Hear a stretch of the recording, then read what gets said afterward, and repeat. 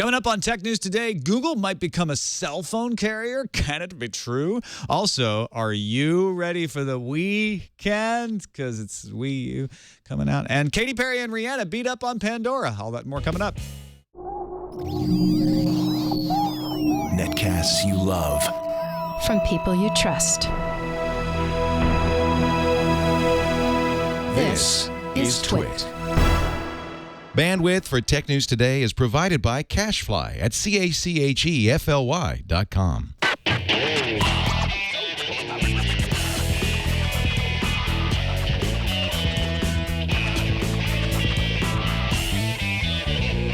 This is Tech News Today for Friday, November 16th, 2012. Happy birthday, Mom, even though you don't have the internet. Tech News Today is brought to you by MailRoute, email filtering in the cloud for companies and resellers of any size. MailRoute offers live support and one-click sign-up for free Postini migration and 10% off the life of your account. Visit mailroute.net, click the sign-up button, and enter the promo code TNT. And by the new Squarespace. Squarespace introduces a new content management system, making it faster and easier to create a high-quality website, blog, or online portfolio, plus more than 50 new features, including mobile responsive designs. For a free trial and 10% off your first purchase, go to squarespace.com and use offer code TNT11. And by Ford, featuring Available Sync. Now you can control your media player with simple voice commands. Enjoy your drive while you easily search and listen to your favorite songs. Check it out on the 2012 Ford Focus and at Ford.com/technology. Welcome to Tech News Today. I'm Tom Merritt. I'm Sarah Lane. I'm Iyaz Akhtar. I'm Jason Howell. And this is the show where we keep you up to date on the most important stories in the tech world, starting each time with the top 10 stories of the day in the news fuse. Finish him. Microsoft reported earlier this week that Halo 4 sold $220 million in its first 24 hours after launch. Noobs. Activision reports Call of Duty Black Ops 2 grossed $500 million in its first 24 hours, marking the fourth consecutive year that Activision gets to claim the largest entertainment launch of the year. May the trash talking begin. The Wii U looks like it's a hit this holiday season, and we've got some numbers to prove it. GameStop says that it's taken 1.2 million pre-orders for Wii U games and 500,000 consoles, working out to 2.4 games for each console. That 1.2 million number is more than double the game pre-orders for the Wii, and the difference is probably due to third-party support from the console. Big fall titles like Assassin's Creed 3, Black Ops 2, but also original offerings like Ubisoft's Zombie U. Our long national nightmare may soon be over. Again? Yes, a different nightmare this time, though. The Wall Street Journal reports that Google is putting the finishing touches on its iOS Maps app, and the new app would include turn-by-turn navigation. The app has yet to be submitted to Apple's App Store. So many nightmares.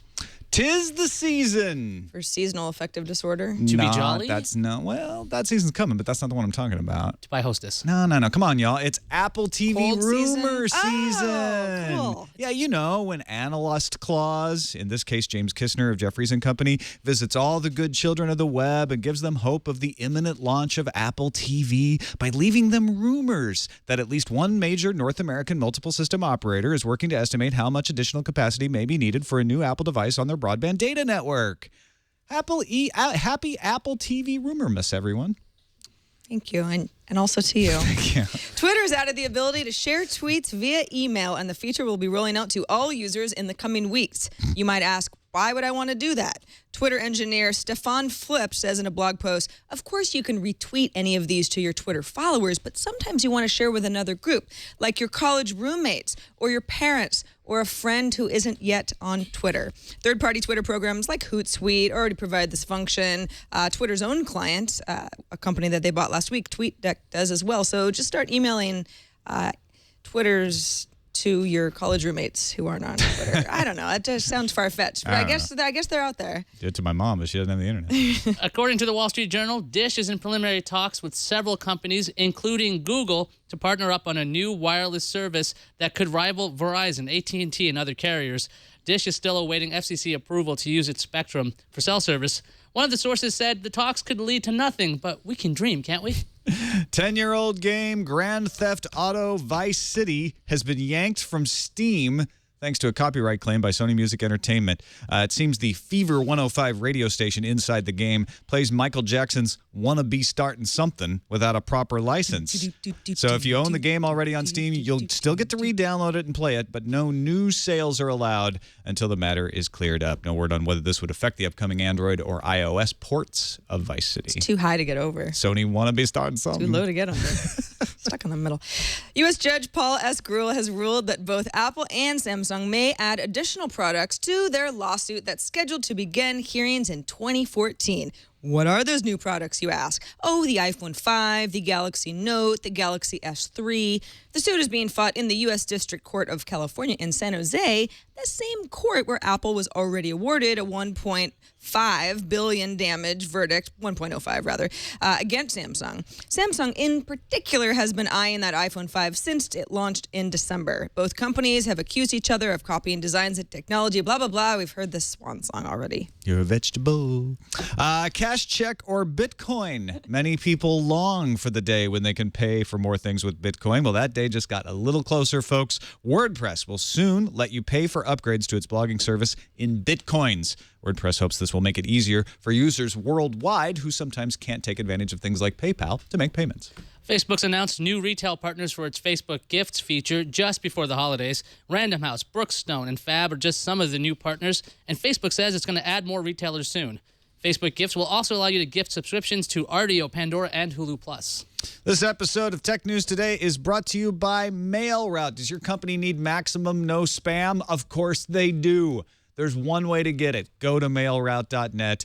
Check out their live support, their easy one-click sign-up process. If you're like, well, I'm actually in the middle of a Postini contract, they'll actually take your business for free for the remainder of your Postini contract, and MailRoute will even match your current Postini pricing. It's a no-brainer. Switch from Postini to MailRoute for free right now. Customer support is key, and when you call or email MailRoute, a service ticket is generated automatically, and you receive a call back within the hour, 24 hours a day, 7 days a week. MailRoute is a hosted email service in the cloud. All you do is change a little thing in your MX record to send all your email through MailRoute servers, and the MailRoute servers work like a sieve. They stop all the gungy, grunky, like offers for weird stuff. They keep all that away, and only the good emails come through. So check it out, MailRoute. You don't have to take our word for it. Just try it out. No credit card required for the free trial. Go to mailroute.net, click the sign up button, and get a 15-day free trial and 10% off the life of your account if you keep it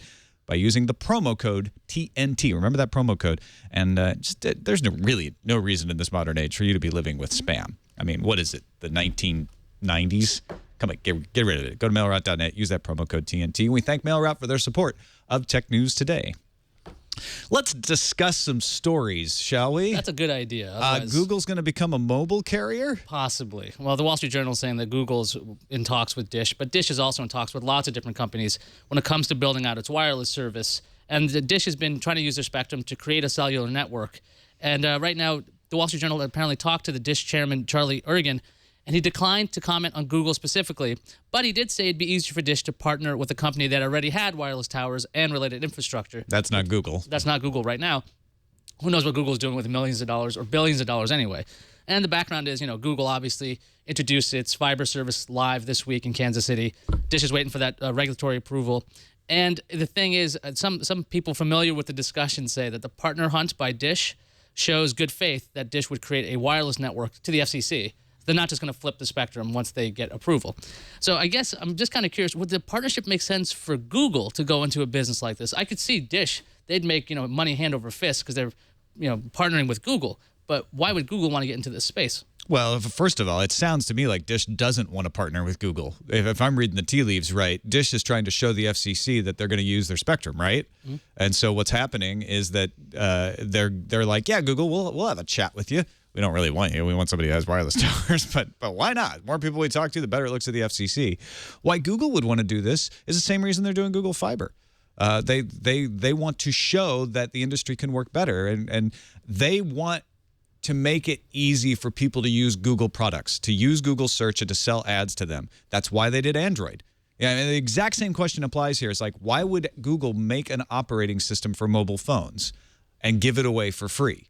The reason? Because they want to sell the ads on it, and they know that there's a way that they can use it to make money. With the mobile carrier, it may be them exploring the same thing. Like, you know what? We did all right with that Google Fiber thing, got it launched. That might turn out to be something. Maybe if we became a carrier, we could get around all of these pains in the rear that we have with all the carriers fragmenting our operating system. Yeah, I mean, if there was some sort of data plan that looked more attractive than all the others, speeds were good coverage. I mean, it would be Google's just... That's the carrier that you want. Sort of like how we're all jealous of anyone in Kansas City. Like, gosh, that's awesome. I mean, it's sort of a proven model now. Now it's just a matter of rolling it out slowly but surely. So, yeah, Google, the carrier. Do we Give me want a good Google? international That's plan, the thing, right? I see why Google wants it. They're like, let's rake in more of your information and control more of your life. That's better for our knowledge graph. But do we want to have service from Google? I could definitely see this being basically Google's Nexus Wireless because, okay, all their phones get updated on their own carrier. They're sick and tired of dealing with Verizon telling other companies, yeah, you got to put your crapware on that, or AT&T saying you need a special model. None of that anymore. Google could promote whatever they wanted, push updates. It's something, I mean, I think it's kind of strange that Google would get into the business with Dish instead of just being an MVNO and just going on Sprint's Spectrum? network. You think Spectrum's... I mean, to become a wireless carrier, you need Spectrum. Mm-hmm. And Dish has got it. Well, they could just buy Dish outright. I'm just kind of curious why they would bother with a partnership as opposed to say... Because, I mean, the rumors were Apple was going to buy Dish to create their Apple TV, which was a crazy idea. But these companies could just be bought left and right because Dish has got a small market cap compared to Google. But I don't know if they want to enter that really vicious fight with carriers anymore. Google didn't even really want to buy Motorola, is my impression. They sort of felt like they had to, and they've walled it off in such a way that they can easily back out of it at any time. I think they don't want to buy Dish for that same reason, is they don't want to run Dish. But they need the spectrum, and possibly they need some of the expertise that Dish has. I mean, Dish hasn't done this before either, but they've been working in this business of being a provider on a subscription model, et cetera, et cetera. And this is all obviously subject to Dish getting approval to use this spectrum. And hopefully they will be able to, because we need some more competition in this field. Yeah. Analysts are very excited about Wii U's midterm forecast. Of course, the Nintendo Wii U comes out this weekend. Are you going to get one? Good. I like that. See, I'm just going to hammer that joke into the ground. Launches in stores on this Sunday, and John Taylor of Arcadia says scarcity will stoke demand through the spring. In fact, everybody pretty much agrees that, you know, the fact that these are sold out already before they've even hit the shelves means that the Wii U is going to sell quickly. It's going to do really well through the holidays. But what's going to happen in May? What are they going to do when the supply starts to catch up with demand, when the newness wears off? And the best bets are they're either going to have a big title that everybody wants. And so far, they don't have any really big exclusive titles for Nintendo. Ubisoft is the only game developer that seems excited about the Wii U platform at all. Or they're going to have to be showing how the gaming on the Wii U is different than anything else. They successfully did that with the Wii. Or this new TV system that they're going to bring to you, which actually isn't going to come at launch this weekend. Anybody who thought they were getting the TV at launch, that's what they said. Not going to happen. It's not going to happen until December. But that's going to have Amazon, it's going to have Netflix, going to have Hulu Plus, and they say it's going to change the way you watch TV. Sarah, what's the best bet here? Well, I don't think it's going to change the way you watch TV if you're already used to set-top boxes that allow you to access these services. But there are a lot of people who don't have that yet. You get a Wii U because you're interested in the platform. It's new and cool, and you like Nintendo and everything. You get the TV. TV with the two eyes at the end. And then all of a sudden, it might convert a lot of people into saying, oh my gosh, this is great. I've got Netflix, Hulu Plus makes sense now. I love my Amazon Instant or whatever.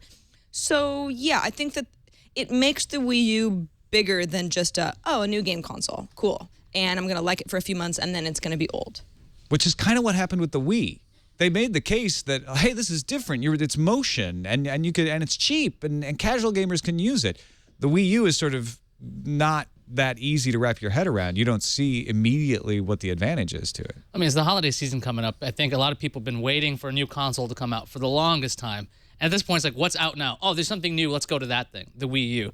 And even though that the TV aspect is delayed till December, they're still getting a jump on everybody else because the new generation of consoles from Sony and Microsoft not expected till next year anyway. So if they can keep rolling out firmware updates that keep adding functionality to bring it up to date, I guess, when it comes to May or whenever the launches will happen, I think they'll have a good chance to, maybe stay in that market. But other than them pounding the fact that they have, first-party games like Mario, it's kind of hard to push the difference maker with this one. Every device will have a two-screen experience. So it's going to be unique for like a couple of months. So, I mean, yeah, everybody says, look, they're doubling the pre-orders of the Wii.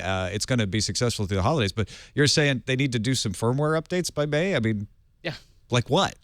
Okay, well, one of the weird things they have going for the Wii U is that you get one tablet controller. If you want to have two game pads, as it is, they split the frame rate, so they cut the frame rate down. If they can somehow fix that, or give you more abilities to have more of those tablet controllers to work on one console, or if they have applications for phones, like things that grow out the ecosystem right away, before Microsoft comes up with their new thing, before Sony comes up with their new thing, they might be seen by the public as, oh, they innovated that. That's really cool, because no one noticed that smart glass was sitting around. It seems like and this is not just video game companies, but it's smartphone makers, and it's like everyone's like, here's our window, right? Holiday season is just a natural window for everyone, but for Nintendo specifically, it's like, let's just try to sell as much right now as possible and be a huge hit, and it's going to drop off, and then we'll take between now and the drop off to figure out how to make the whole thing better. You said firmware updates, something like that. Yeah, I think they're going to need something more than that. I mean, I think TV has a shot to be the thing that catches everybody's eye,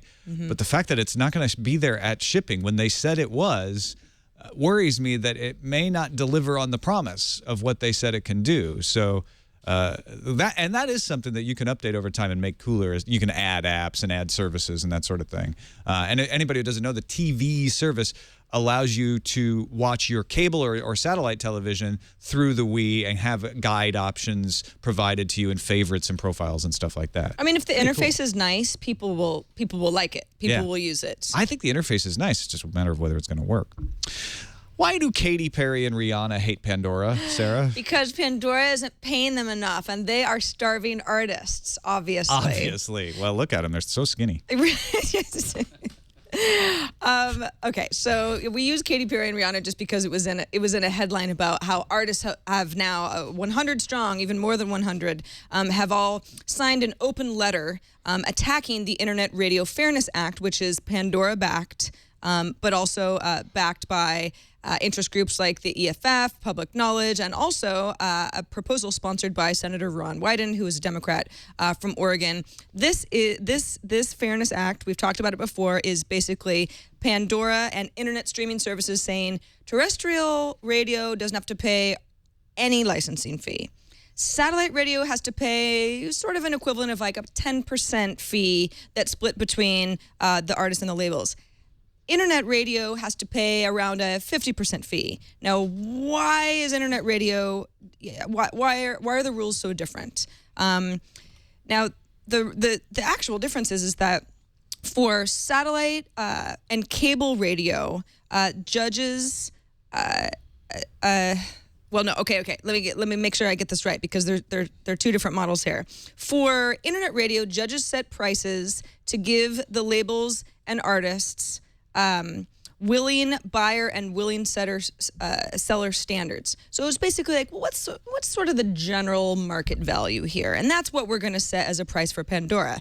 Well, the problem is that there isn't really a standard in the marketplace. So a group of judges, so 3-judge panel, which set royalty rates for internet streaming every 5 years, say, okay, based on an open market, we're going to go 50%. That sounds about right. Pandora says this is not a model that will ever sustain us, nor will it sustain any other business that's like Pandora. They disagree with what the judges have determined for internet radio. Yes, they do. What recording companies want, and this is actually competing legislation sponsored by Representative Gerald Nadler, he's a Democrat from New York, would equalize royalty rates by extending the willing buyer and willing seller standard to satellite and terrestrial. So it's the exact opposite. Pandora is saying, well, wait a second. If terrestrial radio pays nothing and satellite radio pays something that seems a lot more reasonable, we just want the more reasonable. And you figure out the terrestrial radio, that's a whole different thing. Now, the record companies, and this legislation that I just mentioned says Actually, no, everyone should probably be paying more, like 50%. Because if you don't, you're hurting the artist. And that's where this whole signed open letter comes in. You read the list, and there are a lot of very relevant modern artists. Like Blondie. Katy Perry, Blondie. Well, Toto was another group. They're not into being part of Pandora. They get a lot of radio play. Right. The Doors. Big Bad Voodoo Daddy, some of the big guys, right? But you see the list, and it's an eclectic mix of a lot of new and old artists who've been around, and there's definitely some of whom are dead. A wide range. Some of them are dead. I'm noticing. Right.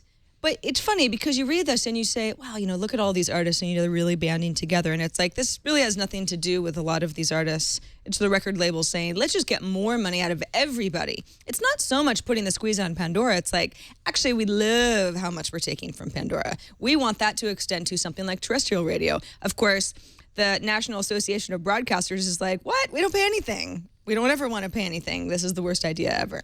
So it's a little bit of artists putting, I don't know, the squeeze on public perception of what's going on. The wording, if you read the open letter, is very much like Pandora has benefited quite a bit, and we have no problem with that, but it's the artists after all. It's the artists who make the music, and we deserve more. Yeah, no, Pandora may be on the brink of bankruptcy, but they haven't gone out of business yet, and we need to buy another yacht.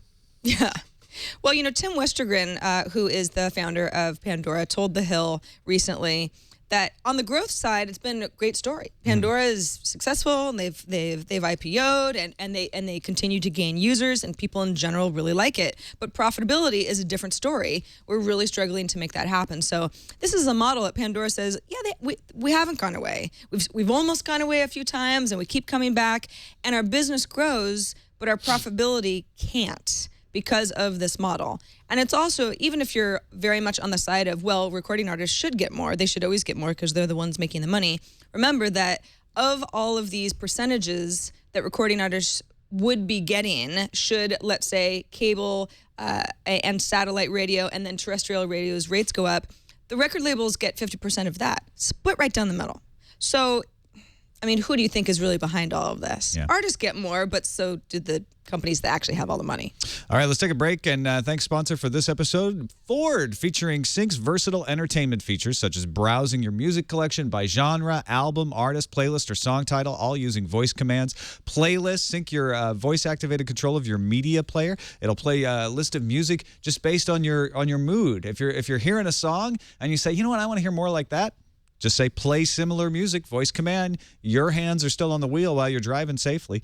Listen to your entertainment on most any device, voice-controlled music, no matter how it's stored. On your smartphone, by Bluetooth, you can plug in a USB drive or your MP3 player, get your music that way. And iTunes tagging. Available sync with My Ford Touch and HD radio technology lets you tag a song you like when you hear it on the radio and transfer that into your iPod and purchase the song directly from iTunes at a later time. It's like you're listening to the radio as a promotional vehicle to get you to buy more stuff. You can do it easily with Ford. Best of all, Ford offers sync on every 2012 and 2013 Ford vehicle sold in the USA, including the 2012 Ford Focus. You can learn more about this and other technologies Ford is bringing to its vehicles at ford.com/technology.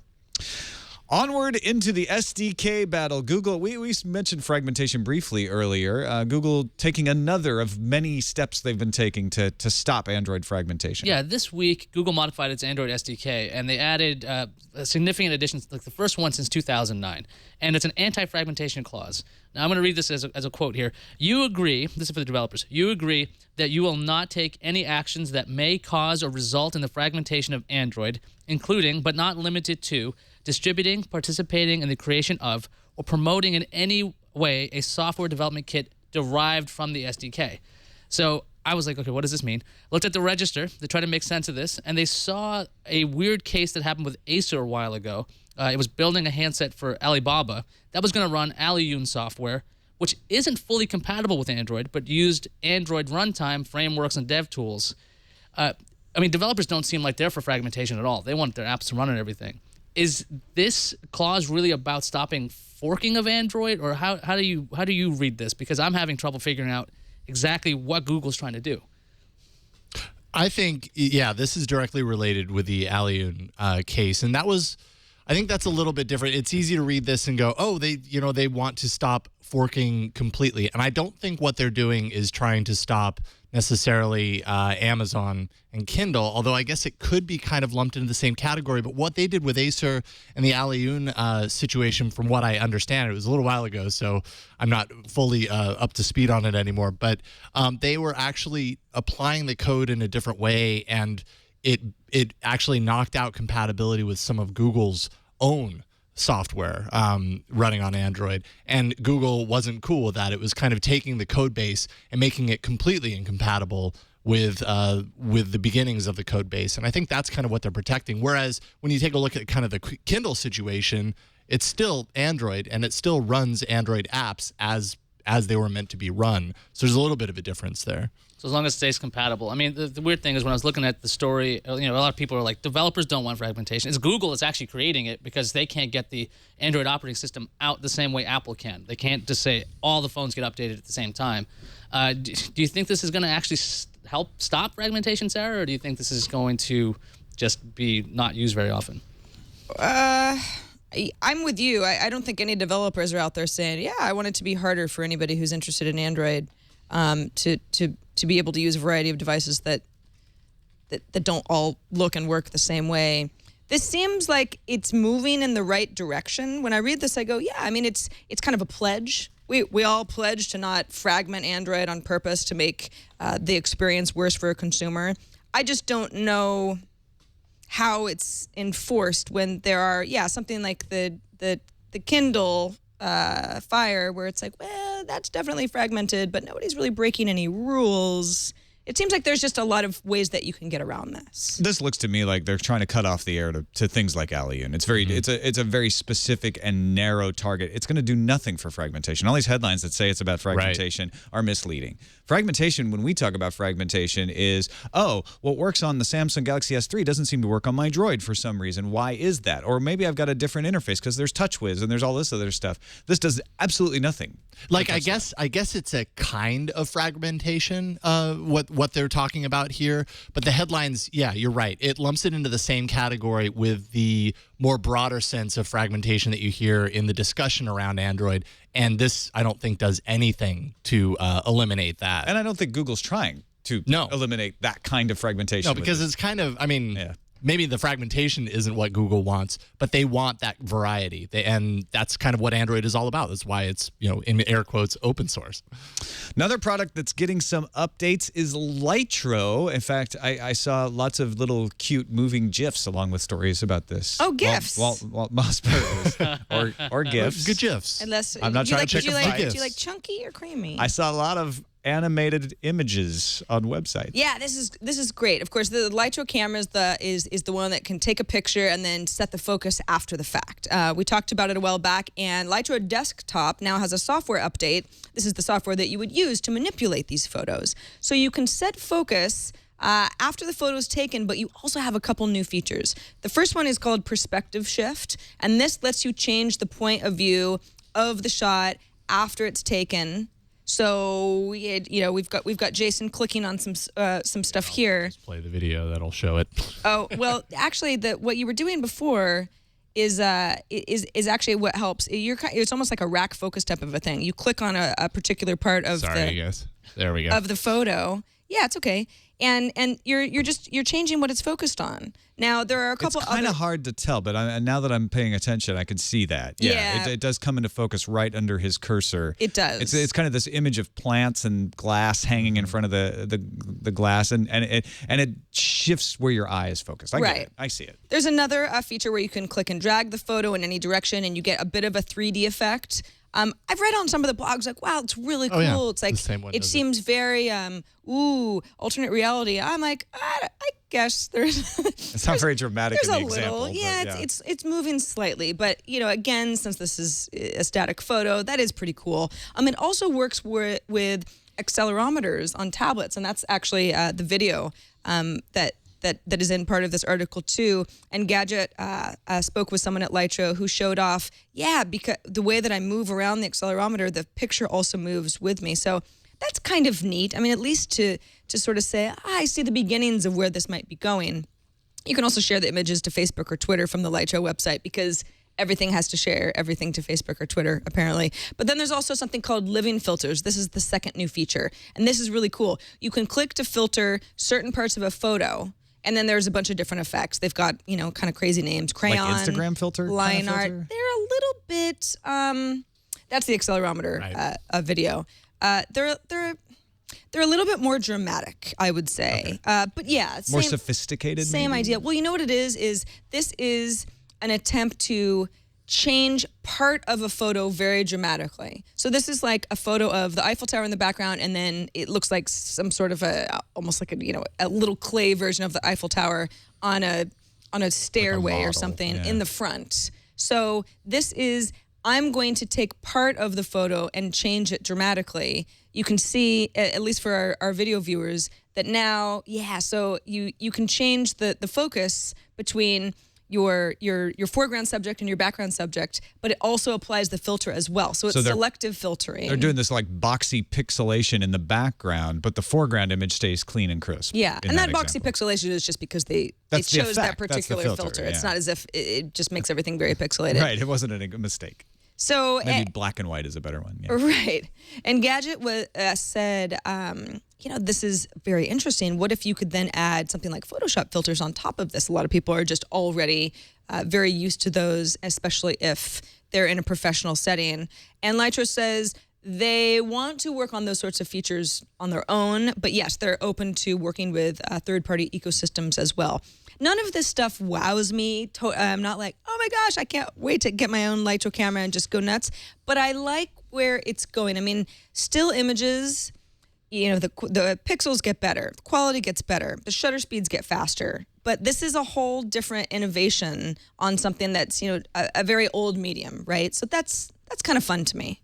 Well, I mean, when I was watching the videos and the explanations of this update applies to old photos too. So if you've taken photos already, that data's already in the image. So it's kind of neat that it's not like, okay, from every photo. With any camera? Or? No, with the Lytro cameras. Oh, just with the Lytro. Okay. Yeah, so if you're taking a Lytro photo, you can do the perspective shifts. You can add those filters because it's based on the way it's taking photographs. Obviously, there's a lot of gimmicks when it comes to composition of the photo to get the best result for these because you really have to line up things so it looks nice.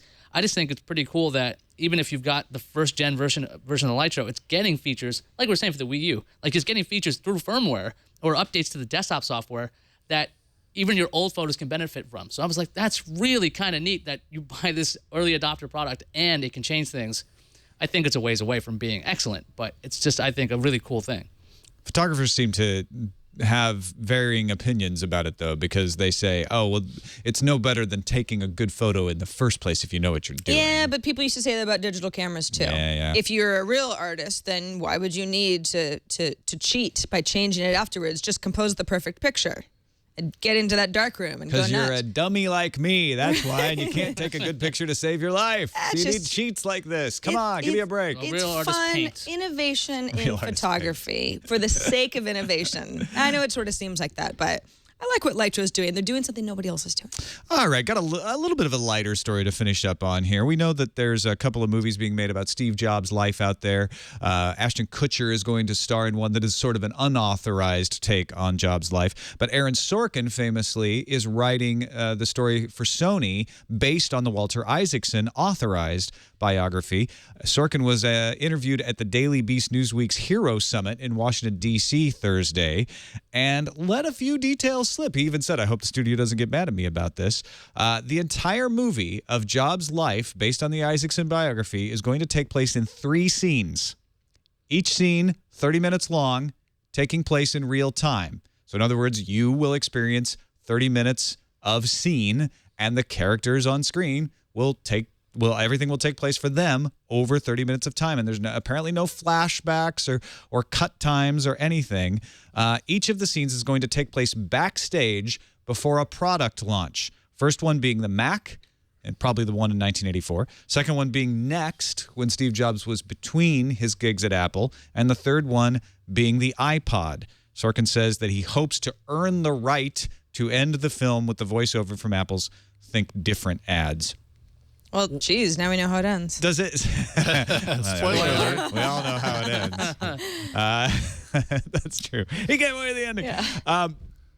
This sounds like a great idea for a one-man show, right? Like I could see going to New York and in a theater with black curtains, and one guy walks out. It's like, I'm Steve Jobs, and now I'm Steve Jobs at Next, and now I'm Steve Jobs with the iPad. All backstage with one black curtain. Yeah, exactly. But I can't wait to see how this works as a movie. Well, somebody in chat said, hey, it worked for the Breakfast Club. All they did was sit around talking for a whole movie in a few different places. Right, okay. I kind of get how it's not just going to be Steve Jobs' monologue, with a backdrop. I am backstage now at the iPod launch. I mean, this is interaction with other actors who are playing non-fictional characters that he had interacted with over the years. And, there's obviously a biography to go off of. It does sound more like some sort of interesting play. But then again, sometimes interesting plays can be adapted for movies and turn out really well. So I don't hate the idea of this. I hate The Newsroom, which Aaron Sorkin also wrote, so I don't know. I mean,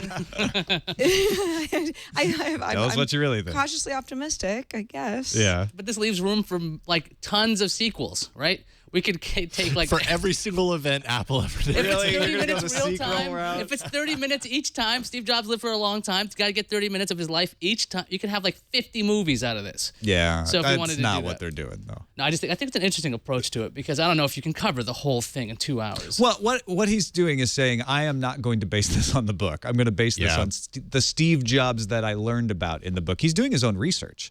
He's actually going around and talking to people who worked on the Mac, that worked on the iPod, that worked on Next, and trying to get some more information about what it was like at these launches to work in there.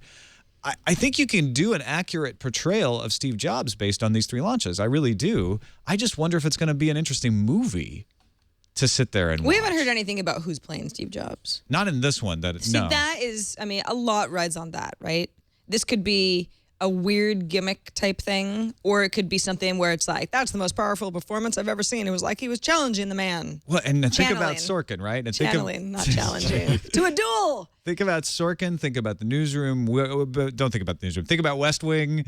And happier. And that snappy dialogue. This is going to be Steve Jobs backstage with a bunch of people running up. Steve, this isn't working yet. Oh, well, I told them, and it's going to be moving around all in one shot. I can see how it's going to work. It's going to take an incredible director and good actors to pull it off. Yes. But yeah. Anyway, I'll go see it. Maybe that's all they care about. Yeah. I'll be curious enough to go watch it. Now, if they could film it without a single cut in each 30-minute block, that would be pretty darn impressive. That's too. the idea. That's the approach, That's the rope what approach. He is implying is that this is 30 minutes of real time. Now, I don't know if it means one shot for 30 minutes or not, but that's sort of seems to be what he's talking about. Let's move on to the randomizer. Randomizer. I still remember. Do you guys remember doing the powers of 10 when you were in school, where they tried to show you scale and get an idea of the scale of the universe, and where they would like, this is an atom, and then if you take that and take it by a power of 10 up, and now it's a molecule. And you take it, Sure. Google has got something that sort of is like that for the universe called 100,000 stars. You go to workshop.chromeexperiments.com/stars, and you get the star field. The idea is that this is the 100,000 closest stars to our sun. So stars that are a few light years away. But they're trying to show you the scale of just that section of the universe by allowing you can zoom in. You can zoom right in on our sun. And in fact, if you do the intro, they'll start you at the sun and they'll kind of bring you out. You can click on the various stars, get a little information about them. And this is one of those Chrome experiments that's meant to show off Chrome, so I think it only works in Chrome. WebGL, CSS 3D, and Web Audio, that's WebM, I think, are the parts that they use to put this together. It's cool. Really cool. I just think it's nuts that that's in a browser. I mean, this is stuff that you'd have to get like a CD-ROM for maybe, and you'd be seeing still images and you couldn't even zoom in. Yeah. This was just epic when I saw. I'm like, wait, what? I was like, what application is this? It's in a browser. It's WebGL, CSS 3D, and Web Audio. That's all awesome. it is. Yeah. It's put in, stir, salt to taste. And it's pretty. It is really pretty. They also have this trippy music, which is apparently provided by Sam Hulick, the guy who composed music for Mass Effect. And now it's not playing. But I heard it was. I heard it, yeah. I heard it. Yeah. So Very this is what I'm doing celestial. with the rest of my day. I don't know about you Yeah, guys. this is pretty sweet. It's going to go in a dark room. It's raining outside anyway. And I'm just going to explore the universe. Good for you. Excellent. Yeah. It's going to be good time. Captain Merritt. Me and the stars. Shall we? Yes. Shall we thank our sponsor before I drift away? Yes. The new Squarespace introduces a new content management system. Thanks to Squarespace for sponsoring Tech News Today, making it faster and easier to create a high-quality website, blog, or online portfolio. More than 50 new features. They had scads of features to begin with, but they got 50 new ones featuring mobile responsive designs and HTML5, CSS3, JavaScript, and JSON for speed and flexibility. It's the easiest Squarespace I've ever used. It's actually one of the easiest web interfaces I've ever used. You go in, you drag and drop things into the interface. You can click on, like, I want to edit that block of text. You edit that block of text, and then you're back and you're seeing things the way they're going to be seen on the page. They resize the images, and the templates actually are optimized for all different sizes of screens, so that when someone accesses your website, it looks right, no matter what screen they're using it. And you can't control what screen people are using. I remember having these arguments at techtv.com. They're like, well, we need to optimize for the 13-inch screen. I'm like, but people have all different kinds of screens. It should work on all the screens. It should be adapted. That's what Squarespace is doing. But you don't have to take our word for it. Go try it out. You don't have to give them a credit card or anything. Just go to squarespace.com. You don't have to tell them anything. You don't have to admit you're trying it out. You don't have to tell your other blogging service that you're, exploring something else here. Just on the down low, go to squarespace.com, start a website. You can even import data from the other blog just to see what it would look like at squarespace.com. If you do decide to purchase it, use the offer code TNT11 and get 10% off your first purchase on new Squarespace accounts. And don't forget about free domain registration, because it's 10% off your purchase whether it's monthly or yearly. So if you do 10% off a year, you get 10% off the entire year because you're paying it once, and you get a free domain name with registration. That's squarespace.com. Use that offer code TNT11, and we thank them for their support of Tech News Today. Do we have items on the calendar to address? Yes, we do. Sunday, the Nintendo Wii U arrives in the U.S. Nintendo is actually set to sell the very first unit at the Rockefeller store at midnight on Saturday, which is technically Sunday, but And Monday the 16th, the PlayStation Vita launches the PS Plus service. All right, let's see what's incoming. Incoming message. All right, we have a voice caller. Left us a voicemail. Does this come to 260 TNT show, or was it an attachment? It came to the phone number, actually. It came to the phone number, and it had some news on Amazon Prime. Okay. Hey, TNT crew. Just wanted to let you know I talked to Amazon this morning, Friday the 16th, and they have officially ended their $7.99 a month Prime membership. I guess it was too successful. Have a great day. Bye. So that's it? That's it. So remember the Amazon Prime, they were testing out a monthly $7.99 a month Prime thing? This guy says he called them, and apparently that's gone. Do we have confirmation on that? I haven't seen this anywhere. So I'm just kind of curious about this myself. So if you guys found out about that, I would like to know as well. Yeah, let us know. I know it didn't show up for everybody as an option. I know that Amazon has a big thing on their homepage today saying, hey, Amazon Prime, $79 for the year. Holiday season's coming. It's pretty awesome. You might want to sign up for a 1-month free trial, but it doesn't say anything in that on the homepage there about that. So, all right. Well, that is an unconfirmed report. Let's move on to the email. Sure. We got an email from Kay. He says, as a licensed charter party carrier in California, let me provide a perspective on why PUC is against Uber, Lyft, and Sidecar. The short of it is, if a company's main business is arranging transportation of people for pay, but not a taxi, they are a charter party carrier and thus subject to PUC regulations. Uber acts as a dispatch service, but the individual vehicles appear to be privately owned and operated and individually licensed. PUC is slightly outdated as it does not recognize a pure dispatch service such as Uber, i.e., so it just needs to create a new permit category, the fleetless carrier that subcharters everything.